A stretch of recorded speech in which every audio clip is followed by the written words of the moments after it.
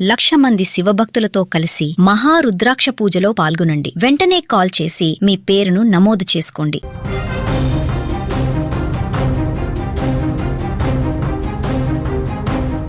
తునిలో miss అయినటువంటి 2 ఏళ్ల చిన్నారి జ్ఞానేశ్వరి ఆచూకీ ఇంకా మిస్టరీగానే మారింది. 15వ రోజుకి ఎంటర్ అయిపోయింది ఈ యొక్క మిస్టరీ.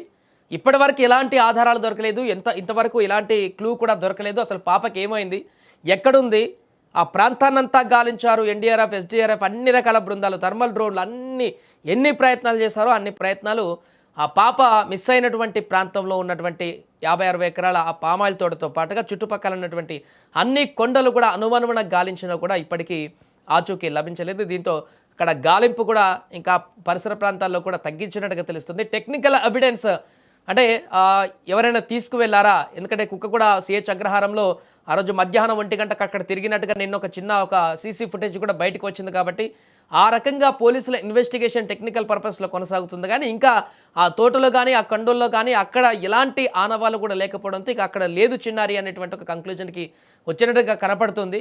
సో ప్రస్తుతం 15వ రోజు కూడా అక్కడ ఫిజికల్గా అంటే ఆ ప్రాంతంలో గాలింపు చర్యలు చేయడం తగ్గించారే కానీ పోలీసులు మాత్రం పూర్తి స్థాయిలో టెక్నికల్ ఎవిడెన్స్తో అసలు ఎక్కడుంది పాప అనేది చెప్పేసి ప్రత్యేక బృందాలతోనైతే ఖచ్చితంగా ఇన్వెస్టిగేషన్ని సాంకేతిక పరిజ్ఞానంతో చేస్తుండగా కనపడుతుంది. మరి 15వ రోజు అక్కడ ఏం జరుగుతుంది, ఈరోజు కొత్త బృందాలు ఏమన్నా వచ్చాయా, లేకుంటే ఏ రకంగా దర్యాప్తు కొనసాగిస్తున్నారు, అక్కడ తాజా పరిస్థితి ఏంటో కూడా తెలుసుకునేటువంటి ప్రయత్నం చేద్దాం. మా ప్రతినిధి తుని నుంచి శ్రీను ఫోన్ లైన్లో సిద్ధంగా ఉన్నారు. సో శ్రీను, ప్రస్తుతం 15వ రోజుకు వచ్చింది, అక్కడ ఏం జరుగుతుంది, ప్రస్తుతం గాలింపు చర్యలు ఇంకా కొనసాగిస్తున్నారా, దర్యాప్తులో ఎలాంటి మలుపు చోటు చేసుకుంది? స్థాయి ముఖ్యంగా చెప్పాలంటే చిన్నారి జ్ఞానేశ్వరి ఎవరైతే ఉన్నారో ఈ రోజుకి మిస్ అయ్యి 15వ రోజు కావస్తుందో అయినా జ్ఞానేశ్వరి ఎక్కడా కూడా ఎటువంటి ఆనవాళ్ళు దొరకనటువంటి పరిస్థితి అయితే మనం చూసుకోవచ్చు. ఈ రోజుకి 15 రోజుల నుంచి కూడా ఎన్ని ప్రయత్నాలు చేసిన పోలీసు వారే కాదు, ఎన్డీఆర్ఎఫ్ బలగాలే కాదు, ఏదైతే ఈ మన అటవీ శాఖ అధికారులు డ్రోన్స్ తో ఏదైతే మనకి హనుమాన్ బృందం వచ్చింది, హనుమాన్ శ్రీశైలం నుంచి ప్రత్యేకించి ఆ డ్రోన్స్ తో గాలించినప్పటికీ ఎక్కడ ఎటువంటి ఆచూకీ దొరకనప్పటికీ ఇప్పటికీ కూడా 15వ రోజు కావస్తుంది. అంటే నిన్నటి వరకు చర్చ ఆపరేషన్ అయితే కొనసాగింది. కేంద్ర బలగాలు ఏదైతే ఎన్డీఆర్ఎఫ్ బలగాలు ఉన్నాయో వాటిని నిన్న వెనక్కి పంపించడం జరిగింది. ఏదైతే ఎస్డీఆర్ఎఫ్ బలగాలు కొద్దిపాటిలో మాత్రమే అక్కడ ఉంచారు. అయితే ఆ కొండ ప్రాంతంలో పాప ఎక్కడ కనిపించినటువంటి పరిస్థితి అయితే వాళ్ళైతే ముఖ్యంగా కనుక్కున్నారని చెప్పొచ్చు. ఎక్కడ ఆనవాళ్ళు అయితే దొరకలేదని చెప్పేసి ఇప్పుడు కొత్తగా టెక్నికల్ గా మళ్ళీ బయట అంతా వెతికే ప్రయత్నంలో అయితే ఉన్నారు. ఏ కిడ్నాప్ కోణంలో ఏదైనా క్లూ దొరకొచ్చా అనే పనులు అయితే వీళ్ళు నిమగ్నమై ఉన్నారు పోలీసులు. అంటే నిన్న మనకు అక్కడ ఊర్లో కనిపించిన తర్వాత ఆ పెంపుడు కుక్క ఇంకా వేరే ఇంకేమైనా ఆనవాళ్ళు ఏమైనా దొరికాయా? పోలీసులు ఆ కోణంలో విచారణ చేస్తున్న సందర్భంలో ఇంకేమైనా క్లూ దొరికిందా వాళ్ళకి?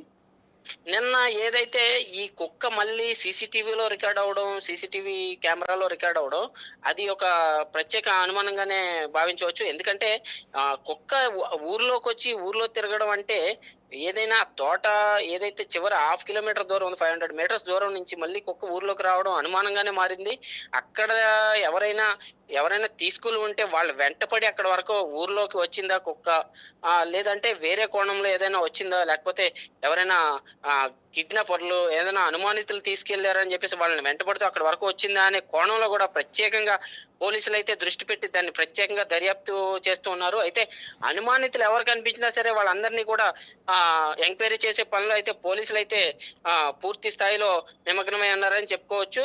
మరి ముఖ్యంగా చెప్పాలంటే పాప ఈ రోజుకి 15 రోజులు మిస్ అయ్యి పాప తప్పిపోయిన తరుణంలో వాళ్ళ తల్లిదండ్రులు అయితే కన్నీరు మున్నీరు అవుతున్నారు. మా పాప మాకు వస్తుందా రాదా, అసలు ఎక్కడుంది అనే దానిపైన కూడా ఉత్కంఠతో ఎదురు చూస్తూ ఉన్నారు. మా పాప మా ఇంటికి తిరిగి రావాలని తల్లి వేడుకోలు కూడా మనం గతంలో చూసాము.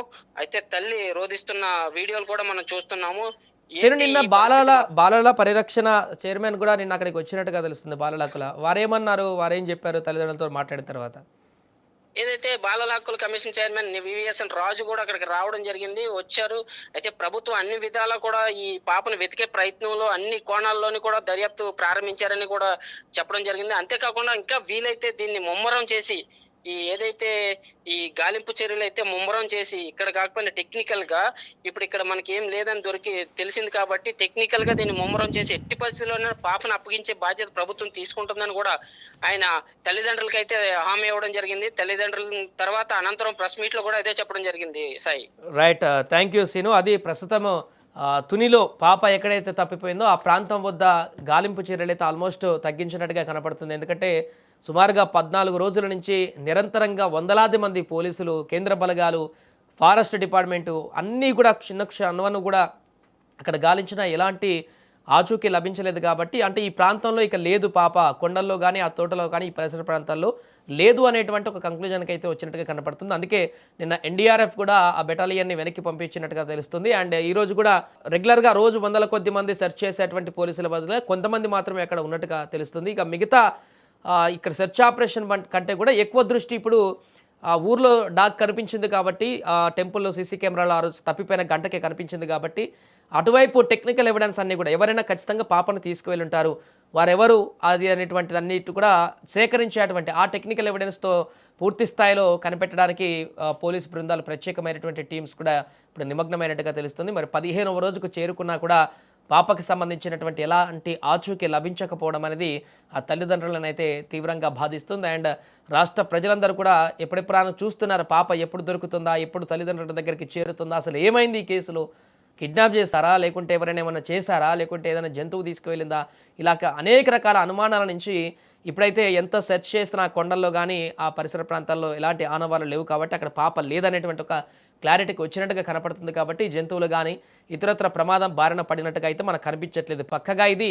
కిడ్నాప్ చేసి ఎవరు తీసుకువెళ్ళి ఉంటారనేటువంటి కోణంలో ఇప్పుడు దాన్ని మరింత స్పీడప్ చేసి మరింత వేగంగా అన్ని కోణాలలో కూడా దర్యాప్తునైతే ఈరోజు మరింత ఎక్కువగా ఫోకస్ చేస్తున్నట్టుగా తెలుస్తోంది.